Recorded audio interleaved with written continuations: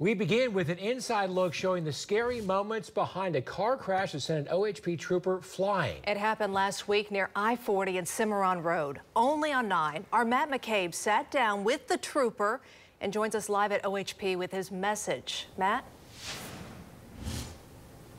Carl and Amanda, last week's violent crash was actually the second in the metro this year. We do want to warn our viewers that some of these videos might be difficult to watch, but Oklahoma Highway Patrol says showing them carries an important message. It started as a normal traffic stop for Oklahoma Highway Patrol Trooper Jesse Gregory. And after watching the video, I don't even remember barrel rolling to my feet. He's seen here in this video from the dash cam of his patrol car. He's just about to finish a more than 20-minute long stop. When it threw me from the vehicle, I think it really just took most of the blow, most of the damage. In an incredibly lucky example of fate that he credits to God, Gregory and the 2 other drivers survived the horrific crash. Hopefully this is my scare of the career. But less than a month into 2024, it's already happened twice. The first at the beginning of January, when a driver barreled into a Canadian County deputy during another traffic stop.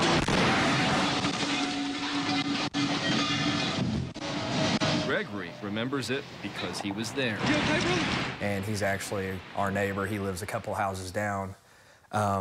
He was struck in the exact same situation. I was less than a mile from him, and I was actually first on scene and called for help. Deputy Mendoza is in a long-term rehabilitation facility, but survived the crash. When something like this happens to 2 law enforcement officers within the same month, you know, this was a month's period that 2 of us were struck in the, in the same county within, I would say, 2 to 3 miles of each other is pretty crazy. Gregory considers himself lucky with less severe injuries. I'm ready to come back and just kind of work through it, because I know it's going to take a little bit mentally to come back. He hopes drivers look at recent weeks and move over and slow down.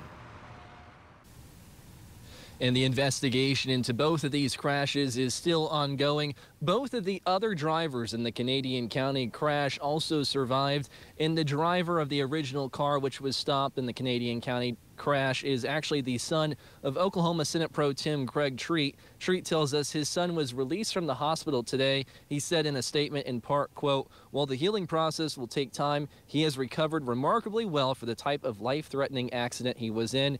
He also thanked first responders, including his medical team. Live in Oklahoma City, Matt McCabe, Oklahoma Zone News 9.